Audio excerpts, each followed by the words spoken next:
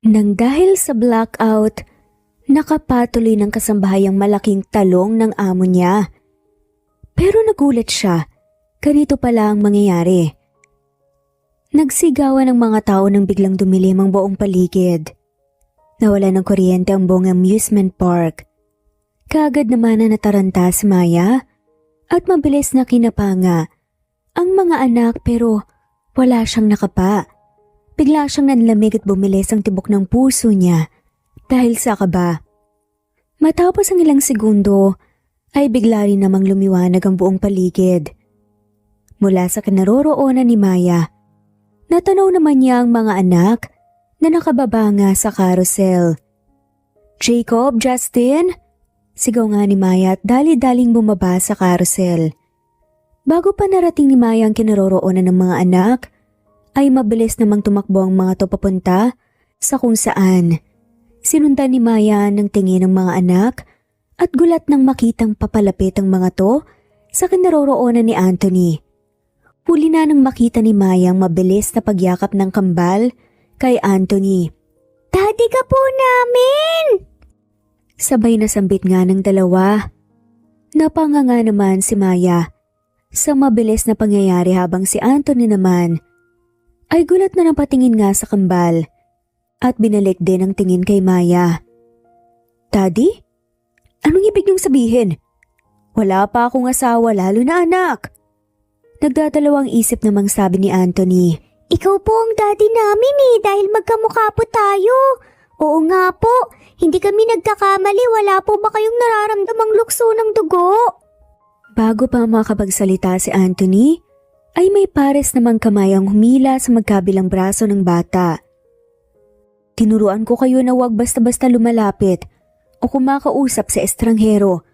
Nangako kayo na susundin niyo ako, di ba?" Agad na sabi nga ni Maya, nang mahila nga ang mga anak papalayo kay Anthony. "Pero mommy, hindi ba't siya po ang daddy namin? Mali po ba kami nangakala?" "Akala po namin siya na dahil magkamukha kami. Sorry po, mommy." Sabi naman ni Justin. Nakaramdam naman ng kirot sa puso nga niya si Maya. Dahan-dahan naman siyang napatingin kay Anthony na nakatingin pa rin sa kanya. "Maya, ikaw nga ba yan?" Tanong niya at napatingin sa mga bata. "May mga anak ka na? Nakapag-asawa ka na?" Dagdag pa nga niya. "Wala po siyang asawa kaya hinahanap po namin ang daddy po namin. Kilala mo po ang mommy namin? Magkakilala po kayo?" Sabat pa nga nila Justin at Jacob. "Pasensya na po sir. Nagkamali lang po ang mga bata, pasensya na po talaga." Agad namang sabi ni Maya at mabilis na tumalikod saka naglakad papalayo. Naiwan naman si Anthony sa kinatatayuan niya. Napuno nga ng pagtataka. Hindi na siya nagtangkapang humabol dahil wala rin naman siyang rason para gawin yun. Kahit na gano'n ay tumatak pa rin, sa isip niya ang nangyari lalo na ang tungkol sa mga bata. May mga bagay na mahirap iwasan lalo na kung minsan na nga itong naging parte ng nakaraan natin. Dapat nga bang iwasan na lang ang bagay na ayaw mo nang balikan? O gusto mo na lamang ibaon sa limot? "Hello po Sir Anthony. Ako nga pala si Maya, yung papalit kay Manang Rita dito. 2 buwan po lang po siyang mawawala dahil nagkasakit po yung anak niya kaya 2 buwan lang din po ako dito." Magalang na pagpapaliwanag nga ni Maya. "Pinagkatiwalaan kanya na pumalit sa trabaho niya dito, kaya pagkakatiwalaan din kita. Pwede ka nang magsimula ngayon, ituturo ko sa'yo magiging kwarto mo. Wala kang kasama dito bukod sa akin. Kung ngayon pa lang ay hindi ka komportable, pwede ka nang makalis." Seryoso namang sabi nga ni Anthony. "Ayos lang po sir. Wala pong problema, kailangan ko po ng pera, kaya hindi na po ako mamimili ng trabaho." Agad namang sabi ni Maya. Kasalukuyan kasi siyang graduating sa kolehiyo sa syudad. Gabi ang pasok nga niya, kaya magagampanan naman niya ang pagiging kasambahay niya kay Anthony. Ilang linggo na nga lamang din at graduation na nga nila. Kailangan lang niya ngayon ng additional na pera para pambayad lalo na't binubuhay niyang mag-isa ang sarili niya. Maaga kasi siyang naulila. Tumangutong naman si Anthony at tinuro rin ang magiging kwarto ni Maya. Mabilis namang lumipas ang mga araw at naging maayos naman ang pagtatrabaho ni Maya sa poder ni Anthony. Ito na po ang tiyaan niyo, sir. Nakahanda na rin po yung lunchbox niyo. May ngiting sabi ni Maya. Sige, salamat. Pakilagay na lang sa kotse. Pakalita ko umuwi mamaya kaya mag-lock ka bago umalis. May susi naman ako at makakauwi ako bago ka makauwi. Sabi naman ni Anthony sa kaininom nga ang tsaa na tinimpla ni Maya. Tumango naman si Maya sa kakinuhang lunchbox na kinuha nga niya at dinala sa garahe kung nasaan ang kotse ni Anthony. Nawala naman ang ngiti niya sa labi. Hay nako, ang gwapo sana pero hindi naman ngumingiti. Feeling strict pero mabait naman. May isang buwan pa ako dito. Pabulong na sabi pa nga ni Maya sa sarili. Matapos ilagay ang baon ni Anthony sa kotse ay bumalik din naman siya sa loob. Nang makalis si Anthony ay naglinis naman kaunti si Maya sa bahay nito. Nag-aral din siya at gumawa ng mga assignments na dapat ipasa nga para sa final requirements bago graduation next week. Lumipas naman ang buong araw hanggang sa sumapit ang hapon. Tumungo naman si Maya sa paaralan dahil may isang oras silang exam sa isang subject. Natapos din naman ito ng maaga kaya dumiretso na nga rin siya pauwi sa pinagtatrabahuhan. 7:00 pa lang at mukhang wala pa si Sir Anthony. Wala pa naman akong susi. Bulong nga ni Maya sabay kamot nga sa kanyang batok. Nag-isip naman siya ng gagawin pero wala siyang maisip. Dahil bukod sa secured ang bahay ni Anthony, hindi rin naman siya marunong umakyat kung aakyatin niya ang pader. Nagdesisyon naman siya na maghintay na nga lamang sa labas ng gate. Makalipas ang 4 na oras, ay bigla namang humintong kotse sa harapan niya. Sir Anthony, baka pwede mo akong tulungan na maipasok siya sa loob. Sabi nga ng lalaki. Sige po. Kasambahay niya po ako si. Agad namang sabi ni Maya at mabilis na nilapitan nga si Anthony. Kinapa niya ang bulsa sa suot nitong itim na pants at hindi rin naman siya nabigo dahil nakapanga rin niya ang susi na mabilis nga niyang ginamit para buksan ang gate ng bahay. Tinulungan naman ni Maya ang lalaki. Nakayin nga si Anthony papasok sa loob ng bahay hanggang sa marating nila ang ikalawang palapag kung nasaan nga ang kwarto nito. Alis na ako. Ikaw nang bahala sa kaibigan ko. Kapag nagising siya at nagtanong kung paano siya nakauwi, sabihin mo na lang na tinulungan siya ng kaibigan niyang si Troy. Sabi nga ng lalaki sabay turo sa sarili niya. Ano nga palang pangalan mo? Tanong pa nga niya dito. Ako po si Maya. Salamat po sa paghatid niyo dito sa amo ko ha. Sasabihin ko po sa kanya na kayong nagdala sa kanya dito kapag nagising siya. May ngiti namang sabi ni Maya. Sige, tatandaan ko ang pangalan mo. Tandaan mo rin yung sa akin, sana magkita tayo ulit. Makahulog ang sabi nga ni Troy.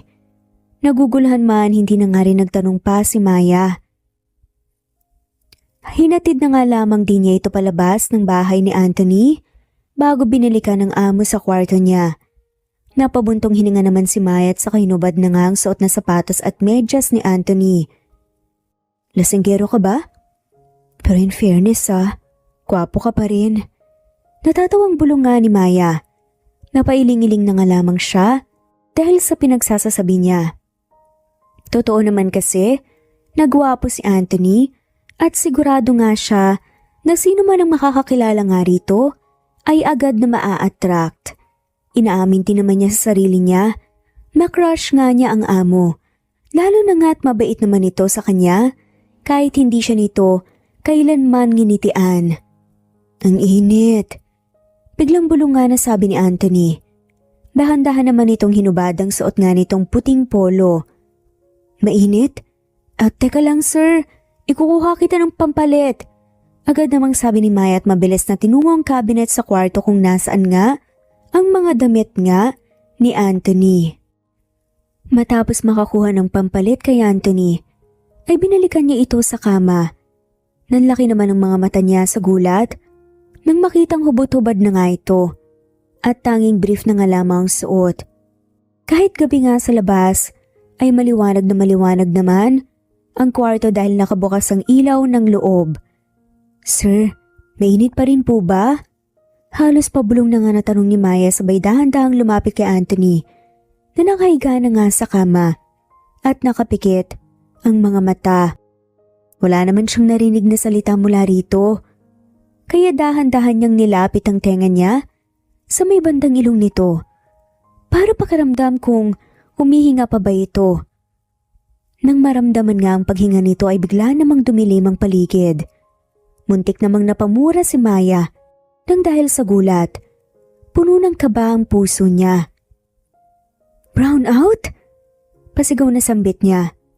Bago pa nga siya makapag-react, ay may bigla namang humila sa kamay niya. At sa sobrang bilis, ay namalaya na nga lamang niya na nakahiga na nga siya sa kama habang may kung anong bagay ang nakapaibabaw sa kanya. Alam niya kung ano. Sino yun? Walang iba kundi si Anthony. Sir, ayos lang po ba kayo? Naimasmasan na po ba kayo? Kinakabahang tanong nga ni Maya at mas lalo namang bumilis ang tibok ng puso niya sa magkahalong kaba, kaunting takot at pagkalito. Idagdag pa ang pagkawala ng liwanag sa paligid at talagang wala siyang naaninag na kahit na ano. Sinubukan ni Maya na gumalaw para makalayo kay Anthony, kaso natigilan siya. Nang may makapanga ang mga kamay niya, naumbok. Hindi naman kaagad nakakilos si Maya at pinakiramdaman nga ang nahawakan niya. Nakarinig siya ng impet na pag-ungol mula kay Anthony kaya naman napagtanto niya kung ano ang nahawakan niya. Ang laki ng talong nito. Naiinitan pa rin po kayo? Naiinitan pa rin ako.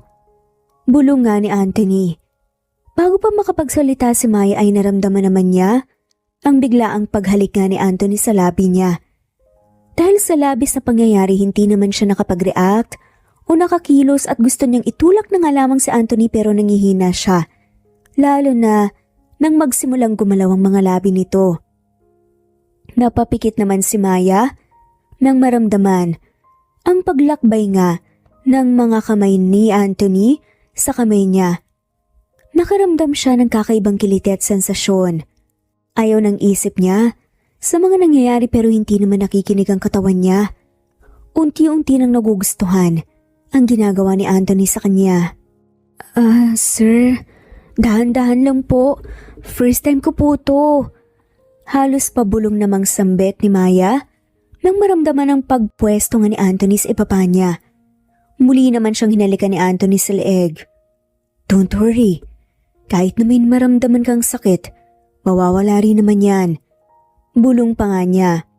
Bago pa makapagsalita si Maya, napapikit na nga lamang siya ng maramdaman ang daan-daang pagbaon nga ng kahaba ni Anthony sa kaloob-looban niya. Noong una walang kalagyan ng hapdi at sakit na nararamdaman niya sa pagkababae niya pero gaya ng sabi ni Anthony unti-unti na nga rin itong nawawala at napapalitan ng kakaibang kiliti at sarap. Sir Anthony, hindi mapigilang sambit ni Maya nang unti-unting bumibilis ang pagpayo ni Anthony. Makalipas ang ilang sandali, pareho din naman nilang narating ang sukdulan. Hingal na hingal nga nilang niyakap ang isa't isa. Akala ni Maya ay tapos na nga sila sa ginagawa nila pero hindi naman tumigil doon si Anthony. Nasundan pa ng ilang ulit ang nangyari sa kanila. Hanggang tumigil nga din sila dahil sa pagod at nakatulog na nga ng magkatabi. Kinabukasan maaga namang nagising si Maya. Kahit na umahapdi pa ang ibabang bahagi niya, ay pinilit niya pa rin na bumangon at umalis na nga sa tabi ni Anthony na tulog pa rin. Naghanda naman siya ng almusal para sa amo. Kamusta ang pakiramdam mo? Biglang tanong ni Anthony habang umiinom ng tatsaa sa kusina na tinimpla ni Maya. Po, ayos naman po sir. Sagot naman ni Maya na hindi makatingin sa kanya. If you need anything, just tell me. Tumango naman si Maya.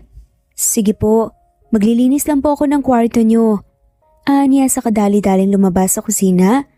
Dahil talagang naiilang nga siya, nakausapin at harapin si Anthony dahil sa nangyari kagabi. Pagdating sa kwarto ni Anthony, ay nag-umpisa naman siyang maglinis.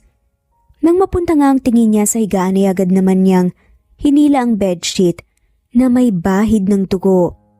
Dali-dali niya itong inilabas at tumungo nga sa may likuran kung nasaan ang washing machine na nilabhan doon. Mabilis na lumipas ang mga araw hanggang sa nakagraduate na nga rin si Maya. Masaya siya na nakapagtapos nga pero hindi naman naging maayos ang lahat sa pagiging kasambahay niya dahil sa pagkailang niya kay Anthony. Hindi niya sinasadya na iwasan ito hanggang sa kanya na makakaya niya. Nahihiya siya at pakiramdam niya. Nabahiran nga ang pagkababae niya. Alam niya naman sa sarili niya na may kasalanan din siya sa nangyari sa kanila. Hindi siya nagpigil. Hindi niya sinisisi si Anthony dahil mas sinisisi niya ang sarili niya. Next week na po ang balik ni Manang Rita, sir. Pwede po ba akong umalis ng maaga? May opportunity po sana akong tatanggapin. Kailangan ko po kasing makaalis sana ngayon o bukas.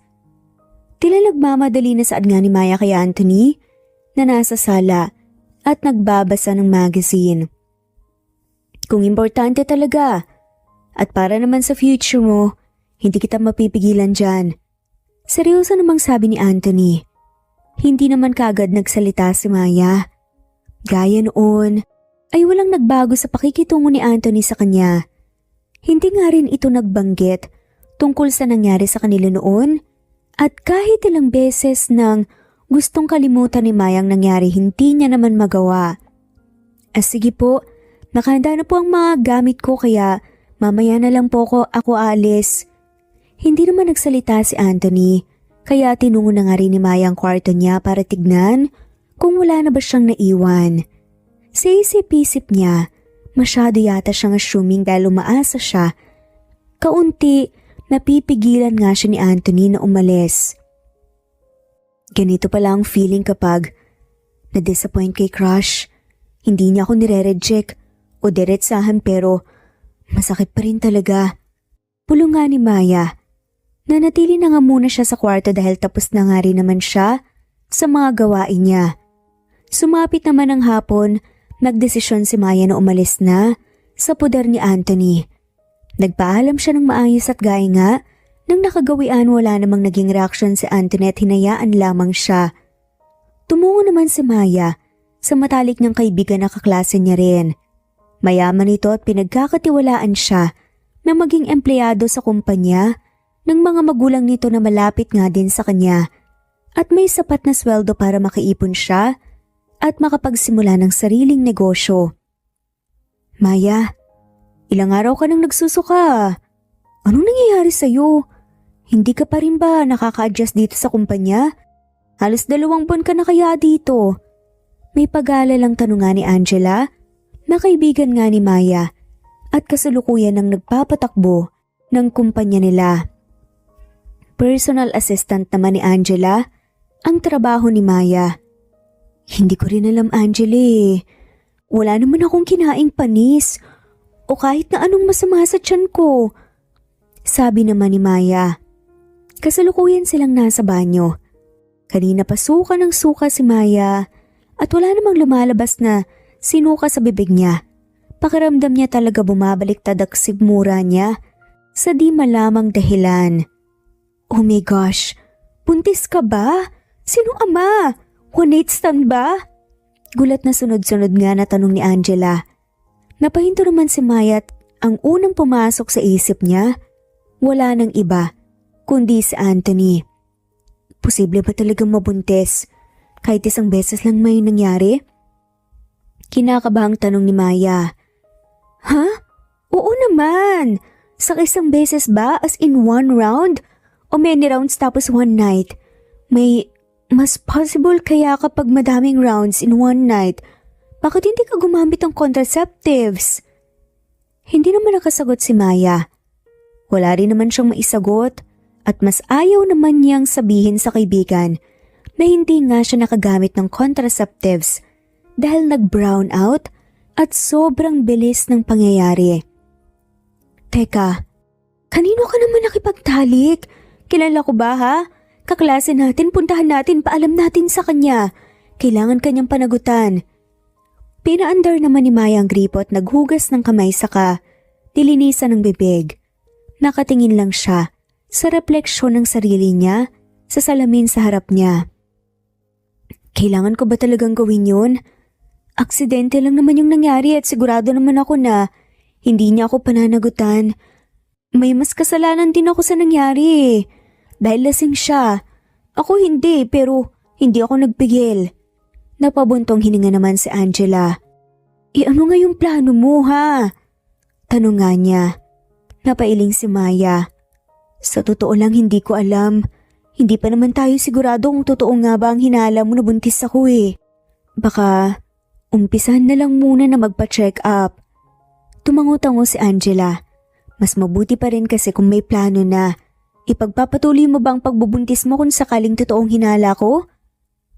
Kailangan ko ba talagang pag-isipan pa ang sagot sa tanong na yan, Angela? Kung buntis nga ako, syempre tatanggapin ko. Hindi ko naman kayang ipahamak to dahil wala naman itong kasalanan, no? Napabuntong hininga naman si Angela. Wala rin naman siyang magagawa dahil ayaw niya rin namang bigyan ng masamang advice ang kaibigan. Sa ngayon, kung totoo man ang hinala niya na buntis si Maya, ay susuportahan niya na lang ito sa abot ng makakaya niya. Lalo na't mukhang wala rin itong balak. Sabihin sa kanya kung sino ang lalaking nakabuntis sa kanya. Sinamahan naman ni Angela si Maya para magpa-check up at gaya ng inaasahan niya ay magdadalawang buwan nang buntis si Maya. Kinakabahan si Maya para sa kinabukasan niya at ng pinagbubuntis niya. Pero nangako naman si Angela na susuportahan siya nito at hindi pa babayaan. Mabilis na lumipas ang mga araw, buwan, hanggang sa naging 6 na taon. Mommy! Nandito na po si Ninang Angela! Marami po siyang toys na dala, Mommy! Natutuwang sad nga nila Jacob at Justin. Ganitaan naman ni Maya ang mga anak. Kambalang na ipanganak nga ni Maya noon. Sa kasalukuyan hindi siya nagsisisi. Sa pinili nga niyang desisyon, may pagpatuloy ang pagbubuntis niya. Dahil ngayon ay biniyayaan na nga siya ng mga gwapo, mababait at matatalinong mga anak. Talaga? Naku, spoiled na kayo sa Ninang Angela niyo ha. Hindi maganda yan. Hayaan mo na. Alam mo naman na mahal ko ang mga yan, diba? Sa kakusa ko namang binibigay. Hindi naman sila nangihingi sa akin. Depensa naman ni Angela nang makapasok nga sa mini office ni Maya sa isang restaurant na pagmamay-ari nito. Oo na, hindi naman kita mapipigilan sa bagay na yan eh. Palagi akong magpapasalamat dahil sa kabutihan at suporta mo sa akin. May ngiting sabi nga ni Maya sa kaibigan. Sus, binobola mo na naman ako. Kamusta na pala? Halos 1 linggo na tayong hindi nagkikita. Mukhang ayos naman ang naitayo mong restaurant dito. Mabuti na lang talaga. At nakabawi ka rin. Hindi ka na mahihirapan na paaralin ng mga bata sa ngayong pasukan. Oo nga eh. Sinuportahan mo man rin naman ako dito kaya talagang nagpapasalamat ako. Mabuti naman at dinalaw mo ko. Dito ka na kumain ng tanghalian. Sabay na tayo ng mga bata. Pagaya naman ni Maya. Yan ang gusto ko kapag pumupunta dito eh. Palaging may libreng pagkain. Natutuwang sabi ni Angela. Kaya napatawa na lang si Maya. Sabay-sabay na rin silang nagtanghalian. Pinagbalot naman ni Maya si Angela para dalhin sa mga magulang nito na malapit din sa kanya, lalo na sa mga bata na hindi siya tinuring na iba. Nagpapasalamat si Maya dahil sa kabila ng mga naranasan niya sa buhay ay mga tao pa rin na nanatili sa tabi niya at talagang nahumaling sa kabaitan niya. Umalis din naman si Angela pagkatapos magtanghalian dahil may importante pa itong gagawin. Sumapit ang hapon kaya umuwi na rin si Maya kasama ang mga anak. Sa pagsisikap niya ay nakabili rin naman siya ng lupa at nakapagpatayo ng bahay para sa kanila ng mga anak niya. Hindi kalakihan ng bahay pero sapat lang sa kanilang mag-ina at may kumpletong gamit naman. Mommy, grade 1 na po kami sa pasukan at malapit na rin po ang birthday namin ni Kuya Jacob. Pwede po ba kaming mag-request po ng ireregalo po niyo sa amin? Biglang tanong nga ni Justin habang kumakain sila ng hapunan sa kusina. Sige, anong regalo bang request nyo? Nagkasundo talaga kayo na pareho kayo nung gustong regalo May lambing namang sad ni Maya. Kung sino po ang daddy namin? Sabay na sambit nga ng dalawa. Muntik namang may bilaukan nga si Maya sa kinakain niya dahil nga sa sinabi ng kambal. Gulat nga niyang tinignan ng mga to. Bakit po po ba kailangan po ng isang mommy at isang daddy para magka-baby o bata? Oo nga po, mommy. Nasaan po ang daddy po namin? Hindi po ba kayo bati? Kaya hindi po kayo magkasama? Hindi naman makasagot si Maya sa tanong ng mga bata. Nag-isip siya ng kung anong pwedeng may sagot dahil hindi naman pwede na sabihin niya ang totoo sa mga to. Masyado pa silang bata para sa ganun. Paano niya naman sasabihin na nabuo niya ang kambal dahil sa brownout? Ano man ang mangyari, ay hindi nga niya sasabihin sa mga anak ang katotohanan yun. Nakakahiya at very inappropriate pa. Tama kayo. Hindi nga kami bati ng daddy nyo, kaya hindi kami magkasama. Wala na rin akong balita sa kanya kaya pwede bang wag nyo na siyang banggitin? Hindi pa ba sapat ang love ko sa inyo? Kailangan nyo ba talagang maghanap ng daddy? Lumungkot naman ang mukha ng kambal. Sorry, mommy. Gusto lang naman po naming makilala po si daddy. Hindi naman po ibig sabihin nun na iiwan ka na po namin. Oo nga po, mommy.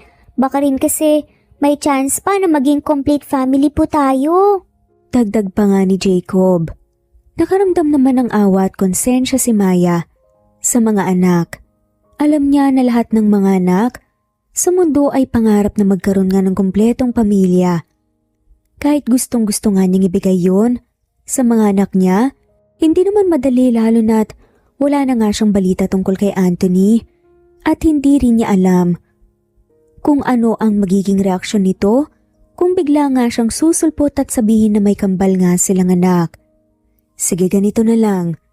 Kapag may balita ako tungkol sa totoo niyong daddy, sasabihin ko sa inyo at kahit anuman ang mangyari pinapangako ko na darating ang tamang panahon, di papakilala ko kayo sa kanya.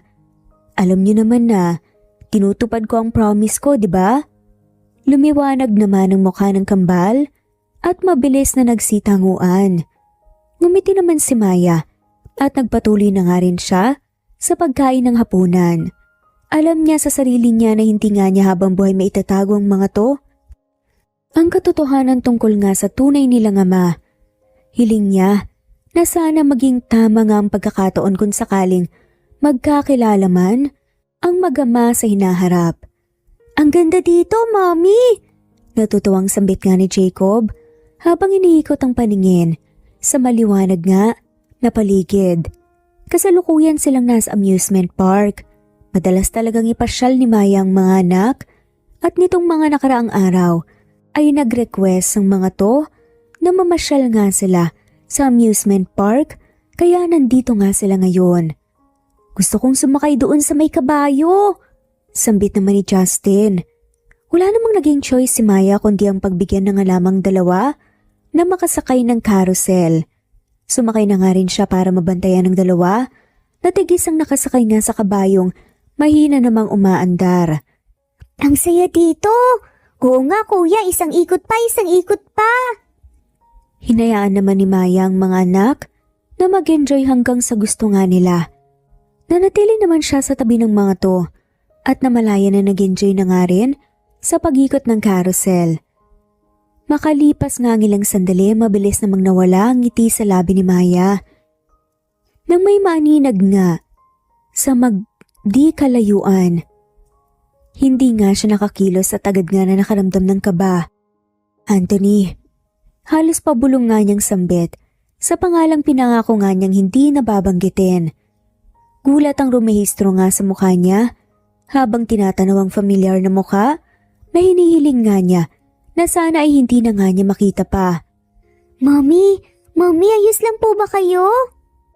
Tanong nga ni Jacob. Hindi sumagot si Maya at nanatili lang ang tingin sa lalaking nakatingin din sa kinaroroonan niya. Kahit tumiikot nga ang carousel na tatanaw niya pa rin, ang kinaroroonan ni Anthony nagulat ding nakatingin sa kanya. Sinenyasa naman ni Justin si Jacob. Kuya, tingin ka dun oh. Sa tinitignan po ni Mami.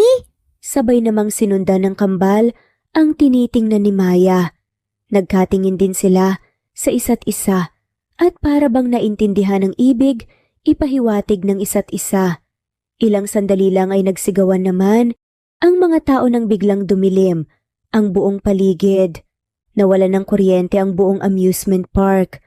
Agad naman na nataranta si Maya at mabilis na kinapa ang mga anak pero wala siyang nakapa. Bigla siyang nanlamig at bumilis ang tibok ng puso niya dahil sa kaba. Matapos ang ilang segundo ay bigla rin namang lumiwanag ang buong paligid. Mula sa kinaroroonan ni Maya ay natanaw naman niya ang mga anak na nakababa na sa carousel.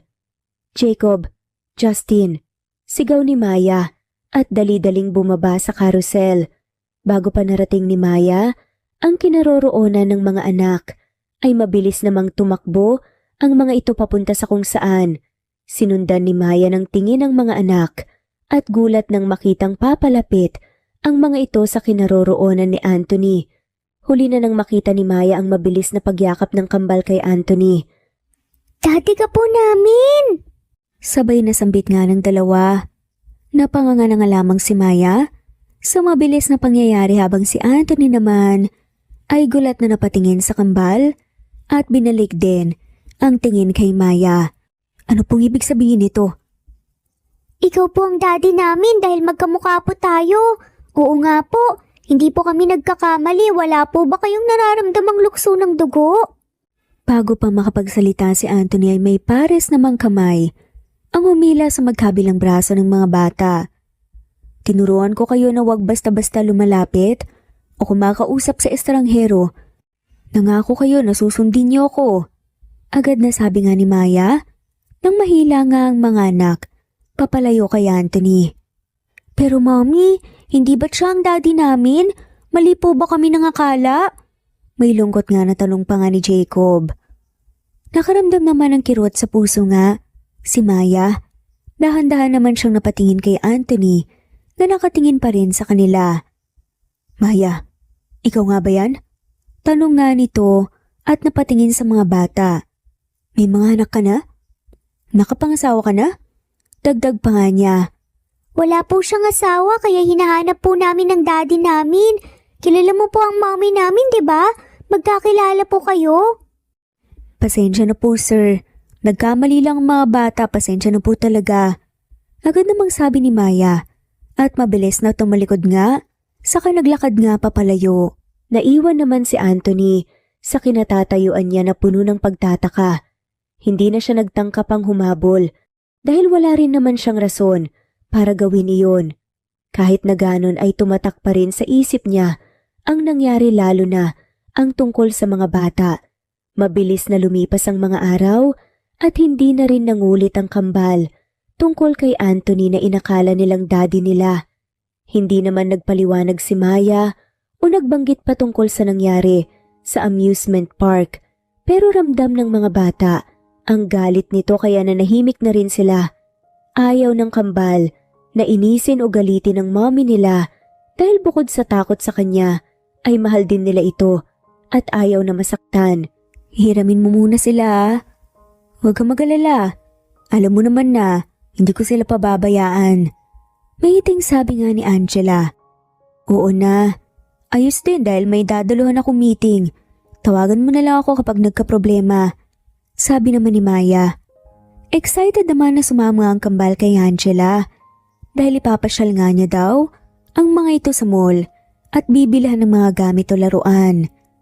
Bago tayo pumunta ng mall, daanan muna natin ang bahay ng boyfriend ko ha. Kasama din siya sa atin at ipapakilala ko kayo sa kanya. Excited na sabi nga ni Angela habang nagmamaneho sa kotse niya. May boyfriend ka na po pala? Mabait din po ba siya gaya po ninyo? Tanong naman ni Justin. Oo naman, hindi ako pumapatol sa masasamang ugali. Kaya gayahin niyo ako ha. Maging mabait kayo sa boyfriend ko at tawagin niyo lang siyang Tito Troy, o kaya tito, kapag nahirapan kayo. Sige po, Ninang. Sabi naman ng kambal. Matapos ang ilang minuto ay narating na nga rin nila ang bahay ng sinasabing boyfriend ni Angela. Agad din naman silang pinapasok ng kasambahay dahil kilala na nga nito si Angela. Babe, I'm here. May ngiting bungad nga ni Angela nang makapasok na nga sa sala ng bahay. Babe, finally, namiss kita agad. Sabi naman ng isang lalaki na agad lumapit kay Angela. Kuya, nakikita mo ba ang nakikita ko? Biglang tanong nga ni Justin kay Jacob. Sinundan naman ni Jacob ang tingin ng kapatid at nagulat nang makita ang isang familiar na lalaking nakaupo sa upuan-unahan kung saan may nakikitang sofa. Lumapit naman si Justin sa lalaki kaya sumunod din si Jacob sa kanya. Kayo po yung nasa amusement park, di ba po? Nagkita po tayo ulit.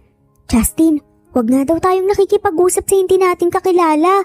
Papapagalitan na naman tayo ni mami niyan sa ginagawa mo eh. Bulong naman ni Jacob sa kapatid. Ano yung binubulong niyo dyan? May problema ba mga bata? Tanong nga ni Angela nang makalapit ng dalawa. Sila bang mga inaanak mo? Mga anak ba sila ni Maya? Kunot noong tanong nga ni Anthony.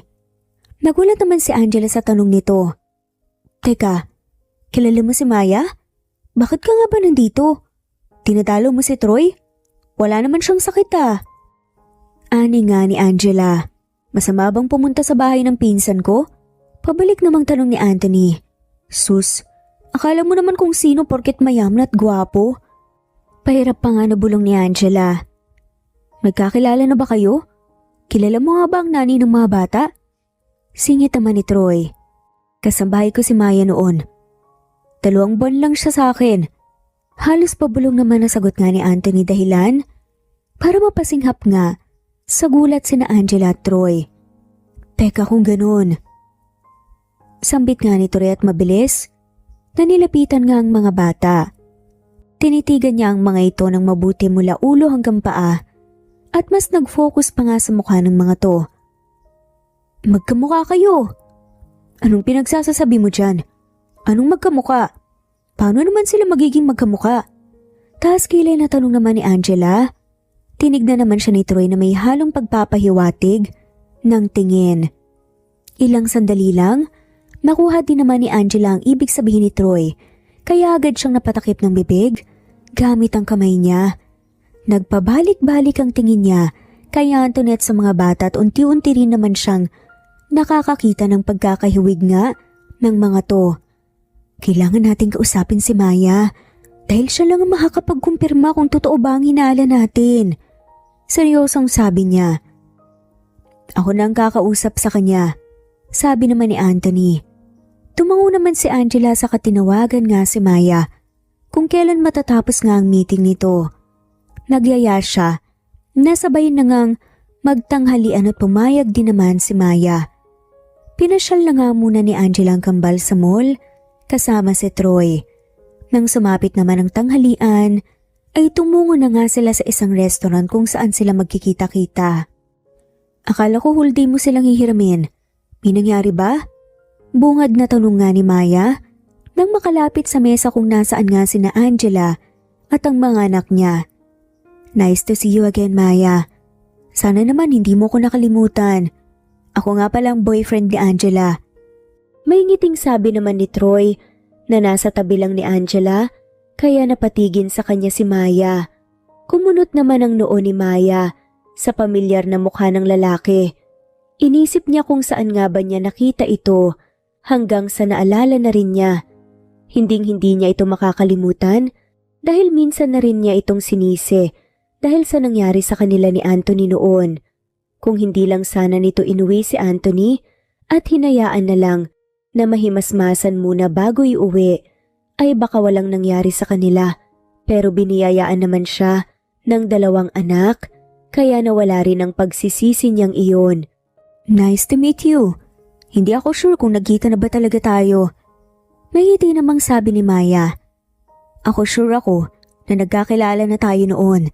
Siguro naman hindi mo yun itatanggi. Napalingon naman si Maya sa nagsalita mula sa likuran niya at nagulat nang bumungad sa kanya ang mukha ni Anthony. Hindi naman siya nakapagsalita at napatitig lang. Bago pa siya nakapagsalita ay hinawakan agad siya ni Anthony sa kamay, sa kahinila, papunta sa isang bakanting upuan sa sulok na pinareserve nito. Wala namang nagawa si Maya kung di ang umupo nang paupuin siya ni Anthony at umupo ito sa kaharap niyang upuan. Anong kailangan mo? Nagdadalawang isip na tanong nga ni Maya. Anong nangyari? Sinabi sa akin ni Angela na wala kang asawa. Buntis ka noon. At hindi rin niya alam kung sino ang ama ng mga anak mo. Posible bang? Mabilis namang pinutol nga ni Maya ang sasabihin ni Anthony. Ano bang pinupunto mo? Ano naman ang pakailan mo sa buhay ko ha? Wala kang kinalaman kung nabuntis man ako at walang ideya si Angela kung sino ang ama. Kailangan mo ba talagang pakailan ang personal kong buhay? Kumunot naman ang noon ni Anthony. Wala pa naman akong sinasabi pero masyado ko ng defensive. Gusto ko lang namang makasiguro dahil kung mali ako wala namang mawawala sa atin pareho, di ba? Ano bang gusto mong puntuhin? Ano gusto mong mangyari? Matari na saad nga ni Maya. Gusto kong magpa-DNA test kami ng mga anak mo. Kung negative ang result, bibigyan kita ng compensation para sa pagsasayang ng oras mo. Agad na sagot naman ni Anthony. Kitang-kita nga ni Maya ang pagiging desidito sa mga mata ni Anthony.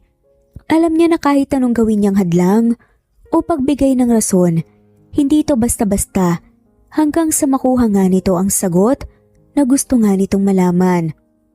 At ano naman ang gagawin mo kung maging positibo ang resulta ng DNA test? Wala naman akong masamang intensyon sa kanila at mas lalo na wala akong balak na kunin o ilayo sila sa'yo. Mag-usap tayo at pagplanuhan kung paano natin maibibigay ang atensyon natin bilang mga magulang na kailangan nila. Hindi naman nagsalita si Maya. Nag-iisip kung may iba pa bang pwedeng gawin para malusutan nga ang nangyayari noon. Alam mo na ano man ang gawin mo. Lalabas at lalabas din ang totoo. Handa akong makinig kung kaya mo nang sabihin sa akin ang totoo ngayon. Dagdag pa nga ni Anthony. Ilang sandali lang, hindi naman napigilan ni Maya ang sarili at mahinang tumawa. Kumunot naman ang noo ni Anthony. Dahil nga sa biglaang pagtawa nga niya. Ano bang habol mo? Kahit na sabihin ko sa'yo na anak mo nga ang mga bata na buo nga sila nung araw na nag-blackout sa bahay mo. May magbabago ba? Sa tingin mo hahayaan ko silang makapasok sa mundo mo? Hindi ka nila nakasama mula noong pinanganak sila kaya sa tingin mo, basta-basta silang maniniwala sasama sa'yo kapag gusto mo? Kung mga anak ko nga sila, pananagutan ko sila. Ibibigay ko lahat ng kailangan nila at magiging responsable ng ama ko sa kanila. Ipagkakait mo ba talaga ang mga bagay na yun sa akin? At sa kanila? Wala naman akong gagawin na ikakasama nila. Ramdam ni Maya na puno nga ng sincerity ang bawat salita ni Anthony, pero nasasaktan pa rin talaga siya dahil sa magkahalong emosyon na nararamdaman at magkahalong mga negatibong ideya na nalaman nga niyang hindi dapat pangunahan. Paano kaya kung hayaan mo silang magdesisyon kung gusto ba nilang malaman ang katotohanan tungkol sa tunay nilang ama? Tumayo naman si Maya mula sa pagkakaupo. Pagbibigyan ko ang gusto mong DNA test. Saka na lang ulit tayo mag-usap kapag may resulta na. Seryoso nga niyang sabi sa katinungo nga ang kinaroroonan ng mga anak niya. Nakaramdam nga siya ng gutom kaya tinibahan niya ang mga anak. May mga pagkain na nga rin sa mesa nila, kaya sumabay na nga rin siya sa pagkain. Lumapit din si Anthony para kumain nga at tumabi naman ito kay Troy. Nagkasundo na ba kayo? Hindi ba naging maayos ang pananalitaan ni Anthony? Hayaan mo na muna. Kamamatay lang kasi ng mom niya last month dahil sa sakit sa puso at nabatay naman ng dad niya 6 months ago dahil sa aksidente. Biglang bulong ni Angela kay Maya. Natigilan naman si Maya. Nakaramdam naman agad siya ng konsensya at awa dahil sa inasal niya kanina. Wala naman kasi siyang ideya at inaamin niya na masyado siyang nagpadala sa emosyon niya. Hindi na nagsalita si Maya at nagpatuloy na rin sila sa pagkain. Pagkatapos kumain ay umuwi na rin si Maya kasama ang mga anak niya. Gaya ng napag-usapa, Nagsagawa nga ng DNA test sa pagitan ni na Anthony at sa kambal. Pinaliwanag at pinaintindi naman ni Maya sa mga anak ang nangyayari na unti-unti rin namang naiintindihan ng mga ito. Iha, nasa sala na si Anthony. Hinihintay ka na niya doon. Sabi nga ni Manang Chema nang makapasok nga sa kusina ng bahay ni Maya. Siyang nag-iisang kasambahay ni Maya na naninilbihan nga noong pinagbubuntis pa lang ni Maya, ang kambal. Sige po, Manang. Kayo na pong bahalang magdala nitong merienda sa playroom ng mga bata sa ikalawang palapag. Salamat po, Manang. Kinuha naman ni Maya ang isang tray na may lamang 2 baso ng juice at egg sandwich. Lumabas siya sa kusina at tumungo nga sa sala. Inilapag niya naman ang dala niyang tray sa mesa sa harap ng inupuan nga na sofa ni Anthony. Ito na yung binigay ng doktor na DNA result. Hindi ko pa nabubuksan, ikaw na. Mukhang alam ko na naman ang resulta. Sabi nga ni Maya, sa kinabot nga kay Anthony ang isang brown envelope na kinuha nga rin naman ito. Alam mo na? Bakit hindi mo na lang sinabi sa akin? Mas mabuti na yung sinigurado at may ebidensya. Hindi naman nagsalita pa si Anthony at dahan-dahan nang binuksan ang envelope. Nakatingin lang si Maya sa kanya habang nakaupo sa kaharap na sofa na inuupuan niya.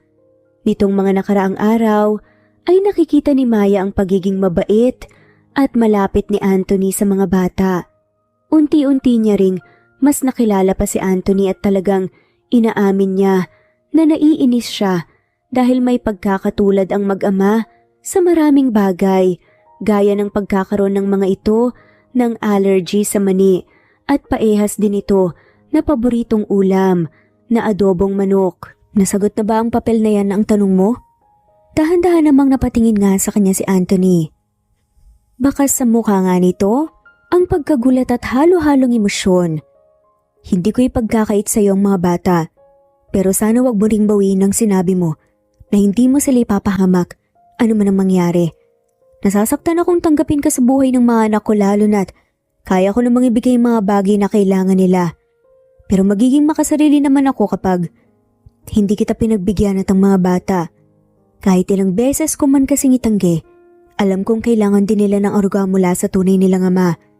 Hindi naman kita pipilitin. Nagampanan ang responsibilidad mo pero kung willing ka naman, hindi kita pipigilan. Dagdag pa nga ni Maya. Napayo ko naman si Anthony, hindi siya umimek at tahimik lang hanggang sa unti-unti rin kumawala ang hikbi niya. Medyo nataranta naman si Maya dahil baka may nasabi nga siyang hindi maganda. Huwag kang mag-alala, Maya. May isang salita ako. Sabi naman ni Anthony, saka siya tinignan sa mata.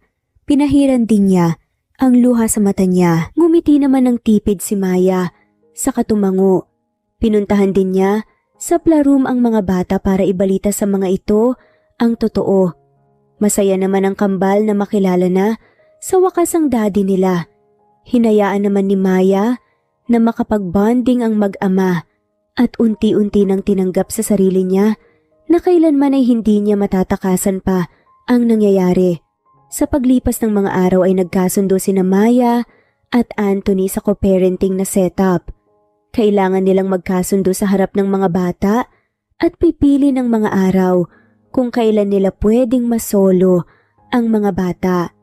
Dumaan sila sa legal na proseso at hindi ipinagkait ni Maya sa mga bata na ilagay sa birth certificate ng mga ito ang pangalan ni Anthony pero nanatili namang dala nila ang apelyido ni Maya.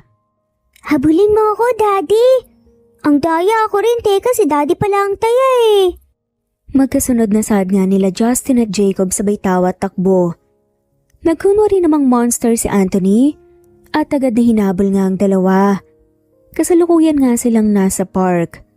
Habang naglalaro ang mag-ama, ay nakatanaw naman sa kanila si Maya na may ngiti sa labi. Natutuwa siya dahil kahit papaano ay nagkakasundo na nga rin sila ni Anthony pagdating nga sa mga bata. Mamaya ulit yan, magmerienda muna tayo. Tawag naman ni Maya sa mga ito. Mabilis namang nagsilapitan ng mag-ama sa kinaroroonan nga niya kung saan may pahabang upuan. Luto mo ba? Matagal na rin akong hindi nakakatikim ng luto mo. Parang na-excite nga na sabi ni Anthony. Kung ganun po, sa bahay ka na po kumain mamaya, Daddy. Oo nga po, mas masarap po na magluto si Mommy ngayon. Naku, binobola niyo lang ako para masunod ang gusto niyo. Sabay naman ang humagikik nga ang kambal, saka sumubo nga sa nilutong egg sandwich ni Maya. Kumain din si Anthony at halata sa mga mukha nito na nag-enjoy nga talaga sila sa pagkain. Kumuha na nga rin si Maya at bago pa nga siya nakasubo, ay may bigla namang humila ng buhok niya. Agad naman siyang napadaing. Ikaw pala ang kabit ni Anthony. Walang iyakang babae ka? Singhal ng babaeng humila nga sa buhok ni Maya. Mommy! Sabay namang sigaw ng kambal. Francine, anong ginagawa mo dito? Pitawan mo nga si Maya. Wala siyang ginagawang masama. Galit na sambit naman ni Anthony at pilit nga na inilayo si Francine kay Maya. Hindi ako babae ni Anthony. Nagkakasundo lang kami dahil sa mga anak namin. Depensa naman kagad ni Maya. Napabidaw na nga lamang si Francine sa buhok niya nang sabihin niya yon. Hinimas naman niya ang anit niya dahil nga masakit nga ang pagkakahila ni Francine. Ano, may anak ka na? Kaya mo ba ako hiniwalayan at tiniwan dahil may mga anak ka na? Sila ang dahilan kung bakit hindi natuloy ang kasal natin? Dagdag pa nga niya. Hiniwalayan kita dahil wala akong nararamdaman para sa'yo. Wala silang kinalaman dito. Dahil huli ko naman nalaman na may anak pala ako kay Maya. May di nasabi nga ni Anthony. Nagtago naman ang mga bata sa likuran ni Maya dahil sa pagkabigla at takot nga nila kay Francine. Lumayo rin ng kaunti si Maya dahil baka awayin na naman siya nito. Anthony, mag-usap kayo at sana huwag niyo kaming idamay ng mga anak ko sa problema niyo. Sadama ni Maya kay Anthony, saka hinila nga ang mga anak palayo. Hindi naman napigilan ni Anthony ang magina dahil hawak niya sa braso si Francine. Wala siyang magawa kundi ang hayaan ng mga to na makaalis at galit na hinarap nga si Francine.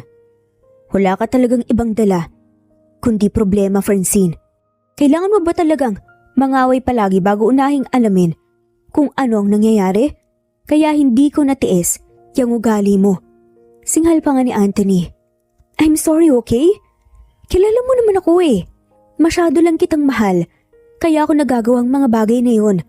Kung gusto mo, hihingi agad ako ng tawad sa babaeng yun. Wala naman akong ideya sa setup niyo Tatanggapin ko na lang na may anak ka dahil kadugo mo naman sila. Kung yun lang din naman ang habol mo sa babaeng yun. Sambit pa nga ni Francine. Hindi naman nakapagsalita si Anthony. At nanatili nga ang galit niya sa ekspresyon kaya tuluyan na ngang naiyak si Francine. Marami-rami naman ang dumadaang tao sa paligid at pinagtitinginan na nga sila. Kaya agad na hinila nga ni Anthony si Francine papunta sa kotse niya. Nag-text naman si Maya sa kanya na umuwi na nga ito kasamang mga bata. Napabuntong hininga naman si Anthony at saka pinaandar nga ang kotse para iuwi nga si Francine sa kanila. Iha, nasa labas si Anthony, papasukin ko ba? Tanong nga ni Manang Gemma kay Maya na nagluluto nga ng hapunan sa kusina. Sige po, pakitanong na lang po kung may kailangan siya. Tumango naman si Manang Gemma, tumalis na nga rin para papasukin nga si Anthony. Tuwang-tuwa naman ang mga bata nang makita ang daddy nila. Naglalaro ang mga to sa sala na hinayaan muna ni Anthony dahil gusto nga niyang makausap muna si Maya. Pasensya na sa nangyari kanina sa park. Kinausap ko na si Francine at nangako siya na hindi niya ngayon umauulit pa. Kapag nagkita kayo, hihingi siya ng paumanhin sa inyo ng mga bata. Bungad na sabi nga ni Anthony nang makapasok nga sa kusina. Pinatay naman ni Maya ang apoy na niluluto niya. Ayos lang. Wala na akong magagawa pa dahil nangyari na. Kung gagawin naman niya ang sinasabi niya na hindi na uulit ay kalimutan na lang natin ang nangyari. Naghapunan ka na ba? Dito ka na kumain. Sana naman, wag niyang bigyan ng ibang kahulugan ng pagkakasundo natin. Sad pa nga ng babae. Kahit bigyan man niya, wala naman siyang karapatan na magalit dahil wala na kami. She is my ex-fiancé pero dahil sa ugali niya, hiniwalayan ko siya. Wala rin akong nararamdaman sa kanya, ang engagement namin noon ay para sa negosyo lang. Talaga? Iba talaga kayong mayayaman. Lahat pinapasok pagdating sa negosyo, kahit walang kasiguraduhan. Yun ang kinakalakihan ko. Pero hindi ibig sabihin nun ay dadalhin ko yun sa mga anak ko. Seryosong saad naman ni Anthony. Hindi naman nagsalita pa si Maya at nagsimula ng maghain sa mesa ng niluto niya. Tinulungan naman siya ni Anthony. Habang naglalagay ng pinggan sa mesa, ay hindi naman inaasahang nagdikit ang mga balikat nila, kaya parehas silang napatingin sa isa't isa. Napalunok naman si Maya nang makitang titig na titig si Anthony sa kanya. Hindi siya nakakilos nang makitang unti-unting inilapit ni Anthony ang mukha nito sa mukha niya. Ilang sandali lang ay unti-unti namang napapikit si Maya hanggang sa naramdaman din niya ang pagdampi ng labi ni Anthony sa labi niya. Unti-unti ring gumalaw ang labi ni Anthony na ginantihan din ni Maya. Mommy, Daddy? Mabilis namang naitulak ni Maya palayo si Anthony. Malakas ang pagtulak na nagawa niya dahil tumama ang tagiliran ni Anthony sa may lababo. Napapikit naman ito dahil sa malakas na impact ng pagkatama niya. Ready ng hapunan mga anak, kain na tayo. May ngiting sabi nga ni Maya, kakapasok nga lang ng mga anak. Confident siya na hindi sila nakita ng mga bata dahil kakapasok lang ng mga ito sa kusina kasama si Manang Hema. Agad namang pinaupo ni Maya ang mga anak sa upuan, saka nilagyan ng ulam ang mga plato nila. Umupo naman si Anthony sa bakanteng upuan habang nakahawak sa tagiliran niya. Bakit po, Daddy? Ayos ka lang po ba? Masakit po ba ang tagiliran niyo? Tanong nga ni Justin at Jacob. Wala mga anak, ayos lang ako. Gutom lang to. Sige na, kain na tayo. May pilit nga ng ngiti namang sagot ni Anthony. Sabay-sabay na rin silang kumain lahat at kasalo rin nila si Manang Gemma. Nagkwento naman ng kambal tungkol sa mga nakaraan na experience nila na gusto nilang ibahagi kay Anthony. Nakikinig lang si Maya sa kanila at hindi naman nakatakas sa kanya ang pasulyap-sulyap na ginagawa ni Anthony sa kanya. Pagkatapos kumain ay si Manang Gemma na ang naghugas ng pinggan, habang si Maya naman ang nag-asikaso ng kambal para bihisan ng mga ito at ihanda ang mga ito sa pagtulog. Good night, Mommy. Good night, Daddy. Sabay na sabi nga ng kambal. Good night mga anak. May ngiti namang sabi ni Maya sa kahinalikan nga ang mga anak sa noon ng mga to. Ganon din naman ang ginawa ni Anthony. Pinatay na nga rin ni Maya ang ilaw sa kwarto ng kambal at lumabas. Iisa lang ang kwarto nila pero malaki ito at magkaiba nga ang kamang hinihigaan. Umuwi ka na rin. Late na. Idadaan ko na lang ang mga bata bukas sa bahay mo. Sabi nga ni Maya kay Anthony at naunang naglakad nga dito. Napahinto naman siya nang hawakan nga nito ang kamay niya. Kaya nilingon niya ito sa kahinintay nga na magsalita. Tungkol sa nangyari kanina, may pagdadalawang isip nga na bulong ni Anthony.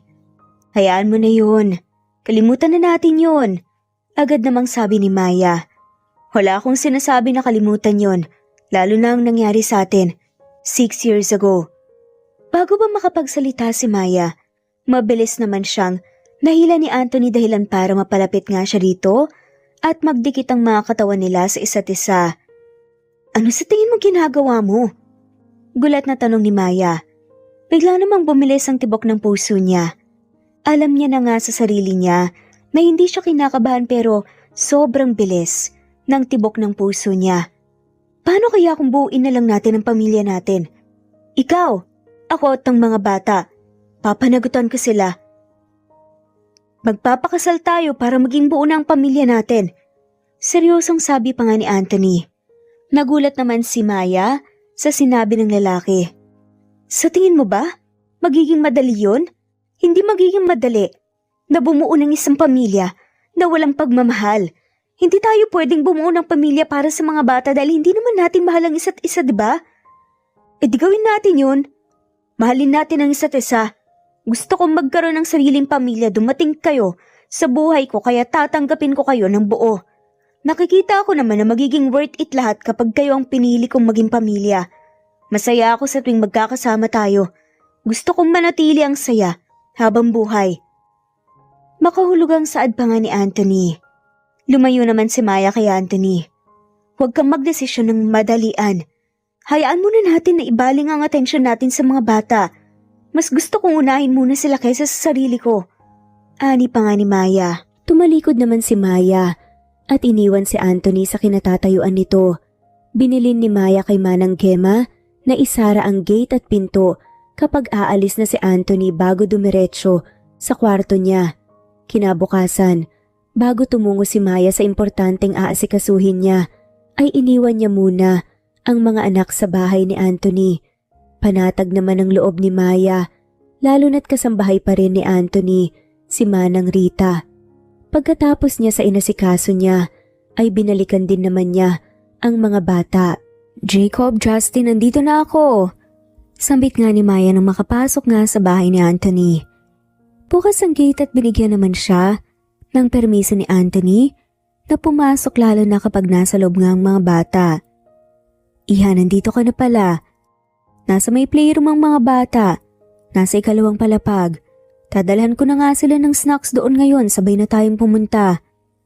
May ngiting sabi nga ni Manang Rita, nakakalabas lamang ng kusina. Tumango naman si Maya at tinungo nga nila ang playroom na hinanda nga mismo ni Anthony para sa mga bata. Pagdating nila sa kwarto ay nadatna naman nilang bukas ang pinto. Kayo ang dahilan kung bakit ayaw na ni Anthony. Kayo ang hadlang sa pagmamahala namin. Kailangan niyong mawala. Saad nga ng isang babae. Mabilis namang pumasok sa loob si Maya at nakita niya kung paano paluin nga ni Francine si Jacob na umiiyak na. Si Justin naman ay nakahawak nga sa damit ni Francine para patigilin nga sa pagpapalo nga nito sa kuya niya at umiiyak na nga rin ito. Ano sa tingin mong ginagawa mo? Singhal ni Maya at mabilis na hinila nga ang mga anak palayo nga kay Francine. At nandito na nga ang manggaling niyong mommy kung saan kayo nagmana. Mga hadlang kayo sa buhay namin ni Anthony. Napakunot noo si Maya. Hadlang? Naririnig mo ba ang sinasabi mo, Francine? Nababaliw ka na yata eh. Pati mga bata pinapatulan mo. Kung ano-ano pang mga pinagsasasabi mo. Hindi ka ba nahihiya sa sarili mo? Kayo dapat ang mahiya, Maya. Kayo ang bigla-bigla na lang pumasok sa buhay namin ni Anthony. Nakikilimos ng atensyon sa kanya. At kinakawawa lang ang kansarili para makuha ang gusto. Isang malutong na sampal nga ang binigay ni Maya kay Francine. Gulat naman si Francine at sasampalin na nga rin sana si Maya nang mahawakan naman ito ang kamay niya. Sabihin at gawin mo ng lahat ng gusto mo sa akin. Wag na wag mo lang idadami ang mga anak ko dahil wala silang kinalaman sa anumang nangyayari sa paligid nila. Mga bata pa sila. May diin na sabi ni Maya. Walang yakang babae ka? Singhal pa nga ni Francine at mabilis na hinila nga ang buhok ni Maya. Hindi naman nagpatalo si Maya at gumanti rin. Punong-puno na nga siya sa pinaggagawa ni Francine na wala namang sapat na rason. Wala naman siyang ginagawang masama at kung tungkol man ito kay Anthony, si Anthony dapat ang kausapin ni Francine. Wala akong ginagawang masama. Ikaw tong nangaaway nang walang dahilan. Kung gustong gusto mo talaga si Anthony, siyang lapitan mo at hindi ako. At lalo ng mga anak ko. Depensa pa nga ni Maya. Paano ko gagawin yun? Itinakwil na nga ako ni Anthony dahil sa inyo. Mommy, tama na po! Umiiyak nga na sambit nga ng kambal. Sinubukan naman silang awatin ni Manang Rita, pero nasaktan lang ito. Ayaw talaga kumawala ni Francine at hindi naman nagpapatalo si Maya. Ilang sandali lang ay bigla namang tumunog ang cellphone ni Maya na nasa bulsa niya. Napahinto sila pareho ni Francine. Napatingin naman si Maya kay Manang Rita, kaya dali-dali namang kinuha ni Manang Rita ang cellphone at sinagot ang tumatawag sa cellphone ni Maya. Sa ospital daw. Naaksidente si Anthony. Halos pabulong na sambit nga ni Manang Rita. Agad naman na napabitaw nga sina Maya at Francine sa isa't isa dahil nga sa sinabi ni Manang Rita. Ano? Saang ospital daw po siya dinala? Agad namang tanong nga ni Francine dahil nag-aalala siya. Binalik naman ni Manang Rita ang cellphone kay Maya. Kinuha naman yun ni Maya at tiningnan, tinext ng tumawag kanina ang address ng hospital kung nasaan si Anthony. Dali-dali namang hinila ni Maya ang mga anak. Sumunod naman sa kanya si Manang Rita. Sumakay sila sa sasakyan ni Maya at dali-daling tinungo ang hospital. Nakasunod naman sa kanila si Francine sakay sa sariling kotse niya. Saan po naka-admit si Anthony de la Vega? Ako si Maya Torres. Tinawagan ako kanina na naaksidente daw po siya. Agad na sabi nga ni Maya nang marating nga ang counter sa loob ng ospital. Yes po. Ako po yung tumawag sa inyo kanina, nasa room 690 po siya. Samahan ko na po kayo doon. Sabi naman ng nurse. Sumunod naman siya sa nurse na puno ng kaba, ang dibdib. Halo-halo ang negatibong emosyon na nararamdaman niya. Ayos lang ba si Anthony? Hindi naman malubhang natamo niya, hindi ba? Tanong pa nga ni Maya habang naglalakad sila ng nurse. Nakasunod naman sa kanila si Manang Rita at ang mga bata. Sa pagkakaalam ko po ay may nakabangga siyang kotse. Naipit ang mga binti niya kaya ngayon, hindi nga niya ito maikilos. Tatawagin ko na lang po ang doktor na nag-asikaso sa kanya para malaman niyo ang buong detalye ng kalagayan niya. Sagot naman ng nurse. Hindi na nagtanong pa si Maya nang marating din nila ang kwarto kung nasaan si Anthony. Hindi na muna niya pinapasok si Manang Rita at ang mga bata. Pagpasok nila ng nurse sa loob, ay nadatnan niya namang nakahiga sa hospital bed si Anthony at nakataas ang dalawa nitong paa. Paglapit niya ay nakita rin niya ang mga galos sa katawan nito. Nagpaalam naman ang nurse na aalis para tawaging ang doktor. Anthony, ayos ka lang ba? Anong nangyari? Paano ka na-aksidente? Sunod-sunod na tanong nga ni Maya. Unti-unti namang minulat nga ni Anthony ang mata niya at dahan-dahan tumingin.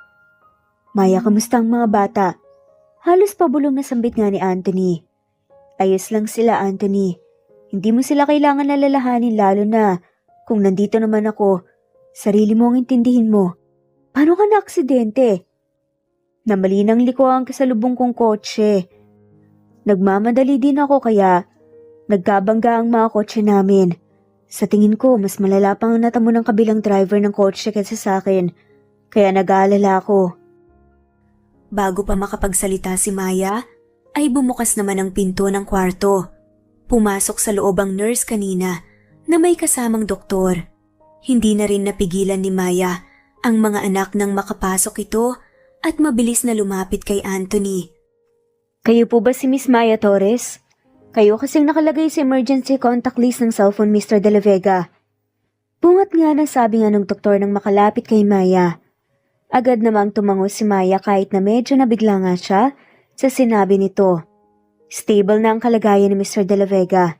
Kailangan niya lang na makabawi ng lakas pero ang bad news, pansamantala siyang magiging lumpo. Hindi pa ako sigurado kung kailan siya makaka-recover. Pero kailangan niya ng therapy para mailakad ulit ang mga paa niya. Paliwanag nga ng doktor. Pero sigurado naman po na makakalakad siya ulit, hindi ba? Malaki naman ang chance na mailalakad niya ulit ang mga paa niya. Tanong pa nga ni Maya. Malalaman natin yan kapag may improvement na sa therapy niya. Sa ngayon, kailangan niya munang manatili dito sa ospital para mamonitor ang kalagayan niya. Nilingon naman ni Maya ang kinaroroonan ni Anthony. Busy ito sa pakikipag-usap sa mga bata na mukhang kinukumbinse na ayos lang siya. Nagpatuloy ang pakikipag-usap ni Maya sa doktor. Inalam niya ang mga dapat at hindi dapat na gawin sa pag-aalaga ni Anthony. Umalis din naman ang doktor kasama ang nurse matapos silang mag-usap. Nagdesisyon din si Maya na manatili sila sa hospital para bantayan at alagaan si Anthony. Saktog-sakto lang dahil nakahanap na siya ng manager sa restaurant niya kaya hindi na siya kailangan pumunta pa doon araw-araw. Sinabi sa akin ni Manang Rita na nag-away na naman daw kayo ni Francine sa bahay. Biglang sabi nga ni Anthony, pinalo nga niyang mga bata at sinasabi niya na hadlang kami sa pagmamahalan niyo. Kumulo ang dugo ko, kaya hindi ko natiis na lumaban. May saltik yata yun sa pag-iisip eh. Katwiran pa nga ni Maya. Naiintindihan ko. Huwag kang mag-alala, Maya. Hindi ko naman kakampihan si Francine. Gagawa ko ng paraan para hindi na siya makalapit pa sa inyo. Concerned naman na saad ni Anthony. Kaya ko ng sarili ko, Anthony. Huwag kang mag-alala. Sarili mo na lang mas isipin mo. Magpagaling ka na dahil talagang hindi matuto ang mga bata sa sitwasyon mo ngayon. Saad pa nga nito. Hindi naman agad nakapagsalita si Anthony. Napabuntong hininga naman siya at napatingin sa harap niya na para bang may malalim na iniisip. Pasensya ka na kung masyado na kitang naistorbo. Maintindihan ko kung iwan mo ko. O kaya hayaan na lang. Humihingi rin ako ng tawad kung nabigla kita sa sinabi ko noon na magpakasal tayo. Hindi ko sinabi yon para magkaroon ako ng karamay dahil mag-isa na lang ako ngayon. Sinabi ko yun mula sa puso ko. Ang totoo niyan pagkatapos mong umalis noon sa bahay, hinanap kita. Pero hindi kita mahanap. Tinulungan pa nga ako ni Manang Rita noon pero hindi ka na rin mahagilap pa. Napakunot noo nga si Maya. Bakit mo naman ako hinanap? Wala naman akong atraso sa'yo, di ba? Gusto kong humingi ng tawad sa nangyari noon, Maya.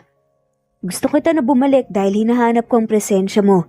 Sa kabila ng pagiging seryoso ko sa tuwing kaharap ka, lagi mo lang akong nginingintian na miss ko yun.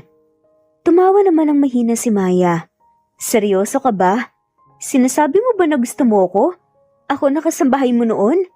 Ako na nabuntis mo dahil sa brownout? Sigurado ka ba? Hindi ako tumitingin sa estado ng buhay o pisikal na kagandahan. Kung saan ako masaya at komportable, handa ko yung piliin bilang tahanan na uuwian ko palagi. Ngayon nagtagpo tayo ulit at may bonus pang kasama dahil nagkaanak pala tayo. Gusto ko na hindi ka napakawalan pa. Gusto kong bigyan mo ako ng pagkakataon na patunayan ang mga salita ko. Sana mabuksan mo ang puso at isip mo sa akin, Maya. Hindi naman nakapagsalita si Maya. Bumilis naman ang puso niya. Hindi na ito normal at hindi lang ito isang beses na nangyari. Ilang beses niya mang itanggi. Alam niya sa sarili niya ang ibig sabihin ng pagbilis ng tibok ng puso niya. Nag-iisip naman si Maya ng isasagot. Ramdam naman niya ang sensiridad sa mga salita ni Anthony. Bibigyan kita ng pagkakataon kung mangangako ka na magpapagaling ka at magpapalakas para sa amin ng mga anak mo. Hinawakan naman ni Anthony ang kamay ni Maya. Pangako gagaling ako at papanindigan ko ang mga sinabi ko sa'yo. Ani pa nga nito. Ngumiti naman si Maya. Nanatili siya sa tabi ni Anthony hanggang sa makatulog ito. Kinumutan din niya ang mga anak na natutulog sa may foldable bed. Nasa sofa naman natutulog si Manang Rita. Nagdesisyon naman si Maya na lumabas muna para makalanghap ng sariwang hangin. Naglakad siya hanggang sa makalabas siya sa building ng hospital. Bumili siya ng ice cream sa may kanto para malamigan kahit papaano ang lalamunan niya. Pagkatapos maubos ang ice cream, ay bumalik din naman siya sa hospital. Bago pa siya tuluyang makapasok sa building, ay may bigla namang humila sa buhok niya papalayo. Walang iya kang babae ka? Dahil sa'yo pinagbawalan na ako ni Anthony na lumapit sa kanya. Kayo ng mga anak mo ang hadlang sa aming dalawa. Hindi ako papayag na mapupunta sa inyo si Anthony. Akin lang siya. Sigaw nga ni Francine. Hindi naman nagpatalo si Maya at lumaban din. Hinila din niya ang buong pwersa, ang buhok nga ni Francine. Wala kaming kasalanan ng mga anak ko. Hindi ko kasalanan. Kung ayaw na sa'yo ni Anthony dahil sa ugali mong sobrang sama, huwag mong malapitan ang anak ko dahil ako talagang makakalaban mo. Galit na sambit naman ni Maya. At sa tingin mo, magpapatalo ko hindi mangyayari yon. Sigaw na naman ulit ni Francine at mas hinila pa ng malakas ang buhok ni Maya. Hindi naman nakaiwas si Maya nang sipain siya ni Francine sa paa. Napaupo siya at napadaing sa sakit. Sa sobrang bilis ng pangyayari ay namalayan na lang niya ang sarili na nakahiga na sa daan habang nakapaibabaw sa kanya si Francine na sinasabunutan pa rin siya. Unti-unti namang nawawala ang lakas niya. Hoy, anong ginagawa mo sa kaibigan ko? Biglang sigaw nga ni Angela. Walang pagdadalawang isip na nilapitan nga niya si Francine at hinila ng buong lakas ang buhok nga nito dahilan para mapabitaw ito kay Maya at mapadaing nga sa sakit. Angela, tama na! Pagawat naman ni Troy matapos kang matulungan si Maya na makatayo at agad nga siyang tumawag ng security guard kaya nailayo nga din naman si Francine kay Angela. Sino ka ba? Bakit ka nangingialam dito? Singhal nga ni Francine. Aba, ang kapal ng mukha mo na sigawan ako. Kahit presidente ka ng mundo, hindi kita atrasan. Hindi nang aaway ang kaibigan ko, kaya wala kang karapatan na sabunutan siya. Sigaw naman pabalik ni Angela. Tigilan mo na to, Francine. Matagal na kayong tapos ni Anthony kaya tantanan mo na siya. Alam mo naman kung paano yun magalit at hindi ko kayang hindi sabihin ang ginawa mo ngayon kay Maya. Singit naman ni Troy. Pati ba naman ikaw, Troy? Pinibilog na nila ang ulo mo? Kilala mo rin naman ako, di ba? Hindi ko kaya kung wala si Anthony, tatapusin ko na lang ang buhay ko kung hindi rin naman siya papapa sa akin. Eh di gawin mo. Wala namang may pakialam sa'yo doon. Saad naman ni Angela. Tama na, Angela. Hayaan mo na lang siya at sa presinto na lang kami maghaharap. Sisiguraduhin ko na hindi siya makakalapit sa atin. Saway naman ni Maya kay Angela.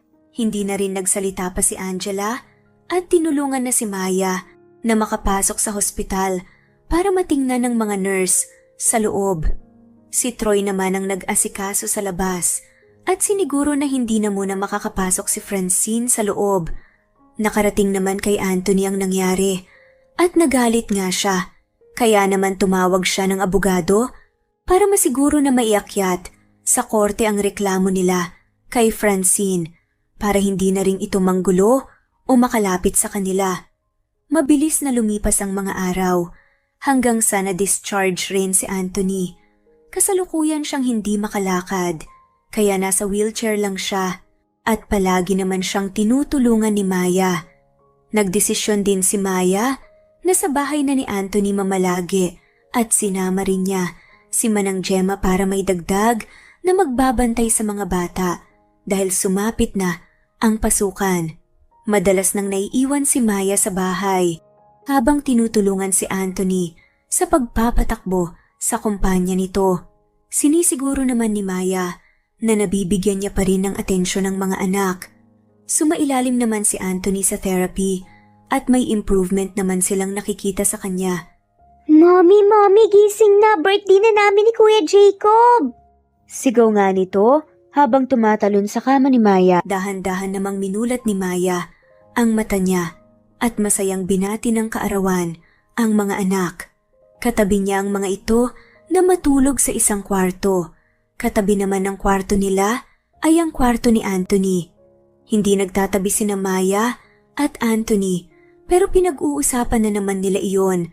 Lalo na nitong nga nakaraang linggo ay talagang mas naging malapit sila sa isa't isa. Bumangon naman si Maya at tumungo sa kabilang kwarto kasama ang mga bata. Sakto namang kagigising lang ni Anthony. Happy birthday mga anak! Nakahanda na sa baba ang mga dekorasyon para sa 6th birthday party nyo. Mag-asikaso na kayo sa mga sarili nyo. Tawagin niyo si Manang Rita at Manang Gemma sa baba. Mayiting sabi nga ni Anthony. Agad naman na sumunod ang kambal at mabilis na lumabas sa kwarto. Naiwan naman si Maya na tinulungan si Anthony na makapagbanyo at makapagbihis na rin. Kaya naman ni Anthony na maligo at magbihis mag-isa. Sa pagtayo at pag-upo lang siya, nahihirapan. Excited na ako sa birthday celebration ng mga bata. Unang beses ko ito na makakasama sila sa birthday nila. May ngiting sabi nga ni Anthony habang pinapatayo ni Maya ang buhok niya. Nakabihis na nga siya at ganun din si Maya. Pareho silang may suot na kulay blue na damit dahil yun ang team color ng party ng kambal. Unang beses at tuloy-tuloy mo na rin sila makakasama. Saad naman ni Maya. Daddy, yung gift niyo po yun sa amin. Sabay na sabi nga ng kambal na papasok nga sa kwarto. Naku, sobrang pogi nyo naman mga anak. Natutuwang sabi nga ni Maya sa kanilapitan nga ang mga anak at hinalikan sa noo. Gift agad, hindi pa nga nagsisimula ang party, mamaya na lang. Makakahintay naman kayo, di ba? May lambing na tanong nga ni Maya. Sabay naman na umiling-iling ang kambal. Alam namin na mahal mo kami, Mommy. Gagawin mo ang lahat para sa amin. Pero mas mahal ka po namin. Opo, kaya sana gusto po naming piliin nyo rin po ang makakapagpasaya sa inyo. Hindi namin kayo pipilitin sa bagay na ayaw nyo po at kung saan po kayo masaya, susuportahan po namin kayo. Nagtaka naman si Maya sa pinagsasabi ng mga anak. Nilingon niya si Anthony para sana humingi ng tulong para maintindihan ang sinasabi ng nga bata. Pero nagulat siya nang wala na ito sa inuupuan nitong wheelchair. Binaba ni Maya ang tingin niya at nagulat nang makita si Anthony na nakaluhod na ang isang binti sa sahig. Gusto kitang makasama habang buhay. Hindi dahil ikaw ang ina ng mga anak ko, kundi dahil nagustuhan kita nung una pa lang tayong magkita. At ngayon mahal na kita. Maya Torres, will you marry me? Seryoso at mula nga sa pusong saad ni Anthony. Hindi naman naiwasan ni Maya na maging emosyonal at napatakip na lang sa bibig niya gamit ang mga kamay niya. Dahan-dahan siyang tumango sa saya at mabilis namang kinuha ni Anthony ang kamay niya para isuot sa daliri niya ang singsing. Yay! Magiging complete family na tayo!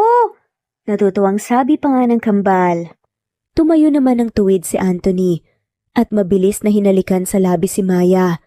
Walang kalagyan ang saya nila dahil bukod sa proposal na nangyari, ay tuluyan na ring magaling si Anthony at nakakalakad na. Ilang sandali lang ay dumating din naman ang mga bisita nila. Masaya naman nilang inanunsyo ang engagement nila na request talaga ng kambal na mangyari sa kaarawan nila. Marami ang bumati sa kanila at excited na sa kasal. Nagpatuloy naman ang selebrasyon sa kaarawan ng kambal at hindi nila hinayaan na matabunan sa balitang pagpapakasal ni Maya at Anthony. Naging maayos din naman ang selebrasyon, tuwang-tuwa ang lahat at masaya din itong nagtapos. Salamat po, Mommy! Salamat po, Daddy! Wala na kami ibang wish ngayon dahil magiging complete family na tayo! Sabay na sambit nga ng kambal habang inaayos nga ni Maya ang kumot nila. Hindi natatabi si Maya sa mga anak dahil nagpumilit si Anthony na magtabi na sila. Pumayag naman ang mga bata sa gusto ng daddy nila, kaya pinatulog na lang nila ang kambal dahil katatapos lang din ng birthday party ng mga ito. Wala nga naman yun mga anak. Mas masaya kami dahil dumating kayo sa buhay namin. At kayo ang naging dahilan kung bakit kami magkasama ngayon ng mommy nyo. Mananatili kami sa mga tabi nyo habang buhay na handa kayong gabayan at mahalin sa anumang pagsubok na harapin nyo sa hinaharap. May ngiti namang sabi ni Anthony. Hindi namin kayo pababayaan ng daddy niyo mga anak. Kami ang pinakamasaya at pinakaswerteng mga magulang sa mundo dahil kayo ang mga anak namin. Puno ng pagmamahal naman na sabi ni Maya. Tuwang-tuwa naman ang kambal dahil sa sinabi nila. Hinalikan na rin nila ang mga ito sa noo at pinatay na ang ilaw sa loob ng kwarto bago lumabas at tumungo sa kabilang kwarto para magpahinga na rin. Salamat, Maya. Salamat dahil binigyan mo pa ako ng pagkakataon na patunayan ang nararamdaman ko sa'yo. Nagpapasalamat talaga ako dahil tinanggap mo ang proposal ko sa kabila ng lahat ng nangyari. Pulong ni Anthony habang yakap nga si Maya na nakahiga sa kama. Ayoko nga sana binuon na kita sa limot at ayoko nang tanggapin ka pa sa buhay ng mga anak natin. Lalo naman sa buhay ko, pero hindi nga natin hawak ang kapalaran natin. Kahit binuo ko na ang desisyon ko noon, lumiko pa rin ito dahil ibang-ibang sitwasyon na nangyayari. Lumayo naman ng kaunti si Anthony para matitigan ang mukha ni Maya. Hinimas niya ito gamit ang kamay niya hanggang sa unti-unti niyang inilapit ang mukha niya para halikan ito sa labi. Mahal kita, Maya. Bulong nga ni Anthony nang kumawala nga sa halik niya si Maya. Ngumiti naman si Maya. Mahal din kita. Walang halong biro at pilit nga niya. Muli namang nagtagpo ang mga labi nila sa isa't isa. Kapwa naglakbay ang mga haplos nila sa isa't isa hanggang sa muli silang naging isa. Saksi ang gabing iyon sa pagbuo nila ng matagal na nilang pinangarap na pamilya at ang kagustuhan nila na pasayahin ang mga sarili nila na walang pilit o pag-aalinlangan. Lumipas ang mga araw at buwan. Nagpatuloy ang buhay ni Maya at Anthony. Sumapit naman ang kasalan nilang dalawa. Na marami ang dumalo at sumuporta. Mabuhay ang bagong kasal! Sigaw nga ng karamihan habang itinataas nga ang baso na may lamang wine sa harap ng bagong mag-asawa. Mabuhay! Saad naman ng mga audience. Nagpalakpakan ng lahat matapos kanya-kanyang inumin ang wine sa baso. Nagpatuloy naman ang selebrasyon ng kasalan sa isang beach reception. Marami-rami ang bisita na nagsasaya at bumabati sa bagong kasal na sina Maya at Anthony. Congrats, Maya. I'm so happy for the both of you. Naku, ang ganda ko talaga sa suot ko. Very thankful ako na akong pinili mong maging maid of honor. At si Troy naman sa best man, nakaka-touch talaga. Natutuwang sabi nga ni Angela. Tumawa naman si Maya dahil sa tuwa niya sa kaibigan niya. Siyempre naman, baka sirain mo ang kasal ko kapag hindi ikaw ang ginawa kong maid of honor. Pagbibiro naman niya. Totoo yan, no? Gagawin ko talaga yan. Don't worry, kayo din naman ni Anthony yung magiging maid of honor at best man sa kasal namin. Siyempre may role na rin yung mga inaanak ko doon. Asahan ko yan ha. Congrats na agad in advance. May ngiti namang sabi nga ni Maya. Congratulations sa inyo, Maya at Anthony. Best wishes dahil sa wakas ay wala nang ahadlang pa sa love story nyo ngayon. May ngiti namang bati nga ni Troy. Wala na silang narinig kay Francine dahil nagpakalayo-layo ng araw ito. Pinilit nga nitong pinalayo ng mga magulang para hindi nga mapahiya ang pangalan ng pamilya nila. Hindi yan, baka may kontrabida pang darating pero ready na ako maging backup gaya dati. Singit naman ni Angela kaya natawa na nga lamang si Maya nang maalalang ginawa niya noon sa labas ng ospital. Nagpatuloy ang pag-uusap nila at ang selebrasyon. Mommy, sayaw tayo sa gitna!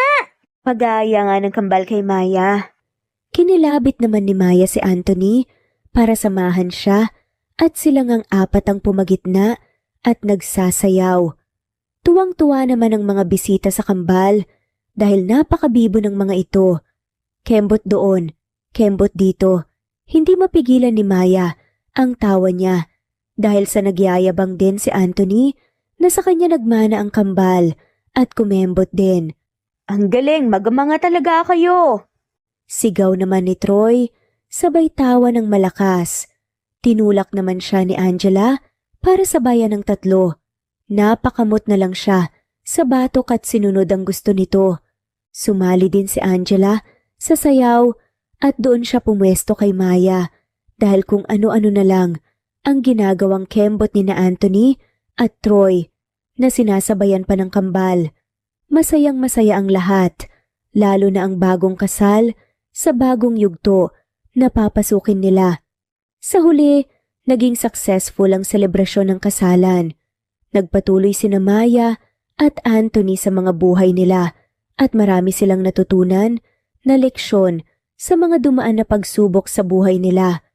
Natuto silang tumanggap, buksan ang isip at puso, magpatuloy, at patawarin ang mga tapos ng mga pangyayari upang maging malinaw ang pagpapatuloy nila sa buhay. Sa buhay, may mga bagay na mahirap iwasan, lalo na kung minsan na itong naging parte sa nakaraan natin. Hindi natin kailangang balikan ang nakaraan, pero hindi natin ito maiiwasan na bumalik sa kasalukuyan. Kinakailangan natin itong harapin at solusyonan kung nais natin itong tuluyang ibaon sa limot. Dalawang bagay lamang ang patutunguhan, pasakit o saya, pagkabigo o pagkapanalo. Saan man sa mga ito ang kahihinatnan, kinakailangan na manatili tayong maging matatag at pursigido sa buhay para makapagpatuloy. Ako si Maya At hanggang dito na lang ang aking kwento. Not Green Fox, Maraming Carmelita salamat Mendoza, po sa lahat Marilyn ng mga Babula, walang sawang sumusubaybay at shout out po Liliano sa mga Bebe, sumusunod. Presbyteros Rose, Medel Talon, Jane, Lani Pardillo, Marlene Kayanan, Leonisa Azotes, D. Marie Ramos, Araceli Lilio Saria, Miras Channel, Raquel Epe, Gina Tutor, Jane, Hartley, Sunshine Sotalbo, Maricel Cabigon, Merlin Baroza, Gina Marayo, Merlin Rodel Obejero, Hans, Cecilia Comoda, Tahani Vlog, Merlin, Kuya Atok, Maria Merly Brogada, Marilu Cabantac, Filipina, Eileen, Mercedita San Jose, Lovina Galang, Lilian, Teresita de Jesus, Monina Aviles, Yula Pedrona, Romana Gorospe, Rosemary Vasquez, Marley Lazaraga, Leonisa Azotes, Jocelyn Tancinco, Estelita Mahia, Ding Lege, Marisa de los Reyes Arroyo, Leia Paul Vinar, Steve the Music, Rain, Presbyteros Rose, Ostonalito, Alex Saani, Matea Estrella, Agustina, Onaba Cogin, Jessica Vargas, Celine, Merlilyn Baroza, Annie Hoson, Elimana Lili, Mercy Villantes, Eli Evangelista Anderson, Eli Bitasolo of Italy, Ann Mariano, Fredelisa de Guzman, Carmencita Falcon, Merlin Bravo, Cecilia Ramos, Evangeline Zamora, Edralina Gatchoan, Marites Nitura, Agustina Niceto, Marian, Ann Aliflor, Lily Roda Barcial, Alma Ebdao, Minda Tandok, Flores, Melinda Sano, Thelma Mora, Juliet Panlilio, Edna, Elvie, Delia, Fenavares, Sally Lariano, London Villas, Danica Selga, Lani Pardillo, Teresita Schmid, Charlie, Nora Bell Evans, Roger, Lloyd Dasalon, Bella, Nelly Ortiz, Mary Rose Carillo Jesusa, Enday Samante, Enday Lebra, Yolanda Tejida, Honey Villasenor, Tessie, Marichan, Ann Mariano, Wilma Guzman, Gabrielio, Liu, Maria Rica Natividad, Melanie Juan, Anita Hernando, Teresita Arevalo, Raquel Magno, Carmencita Falcon, Flordet, Nat Green Fox, Luz Templo Nuevo, Teresita Schmid, Flor Cabrera, Virginia Salazar, Luz Templo Nuevo, Leia, Madeline Tagle, Wilma Villafuerte, Isaac Ablon, Menchita de Belen, Federico, Mercy Edrosolo, Fe, Adamson Machas, Quinciano Ebas, Eli Ramirez Elizabeth Gilas, Arem Ruhi, Julius Edna Romero, Charlie Angelina Samia, Emma Gadiano, Rosemary Vasquez, Lisa, Estelita Mahia, Elvi Candontol, Corazon Danke of University of Eastern Philippines University, Teresita, Neil Bacolor, Evangeline Zamora, Charlie Jane Clemente, Susan Upaga, Susan Rodrigo, Fred Deliza de Guzman, Juby Hernandez, Helen Murillo, Edarlina Fahil, Rosie, Juliet Kaday, Kuya Atok, Betty Losnong, Crescen, Susana, Tessie, Rumbawa, Lovina Galang, Aida Jurado, Emily Kinlog, Mirna Hamero, Liz Berito, Gabrielio, Juan Spotify, Imelda Fortes of Columbus City, Larry Malapaya, Dance, Remy's Life Official, Ellie Evangelist Anderson, Choi Choi, Ree, Jasmine Baya, Jerowina Aquino, Emego Ba, Marilyn Babula, Shane Villarmino, Beth Sardina, Gabriel, Nino Regidor, Mel Abrogar, Rosemary Vasquez at shoutout na rin po sa lahat ng mga walang sawang sumusubaybay. Maraming salamat po. Veronica Briseño, Violeta Murillo, Teresita, Teresa Bulie, Christine Flores, Nesbeth Hanaban, Flor Salvalion, Kuwait, Raquel Labay, Kuya Atok, Lani Pardillo, Eva Violeta, Presbyteres Rose, Amy Regalado, Teresita, Res Cavilla Havana, Precious, Lilian Nobebe, Ellie Evangelista Anderson, Marziel Arcilias, Rosemary Palaganas, Rose Martinito, Ding Lege, Alexa Gomez, Jomira Bueno, Amy Fenavares, Irma Emma, Lali Emralino, Tortillas Gaming, Matea Estrera, Anali Flor, Rosemary Tinito, Rosemary Palaganas, Excelsis Tagala, Emily Kinlog, Rosemary, MM, Penning Escal, Neri Cabangon, Lucia Baldo, Rosemary Vasquez, Londono Villas, Faye, Rosemary, Angelo, Vicky Adlaon, Mercy Villantes, Rezeline Unday, Allen, Ace, Nino Regidor, Jeyo Cadtec, Escapades Matilda, Irma Valerio, Agustina Aniceto, Cecilia Alvior, Naitan Canada, Lily Roda Barcial, Eli Ramirez, Doris Day Pangan, Lynn Lee of Macau, Reyes, Rebecca Tezuka, Noel Macero, Rizalina Credo, Mitchie Karch, Romel Carion, Juliet Panlilio, Lynn, Merlilyn Zenny Marion, Wenoni Anya Lucas from Bacolod City, Merlina Aparata, Annalyn Nantes, Flordette, Lorena Utod, Faye, Anita Hernando, Roach Ann Rodriguez, at shoutout na rin po sa lahat ng mga walang sawang sumusubaybay. Maraming salamat po.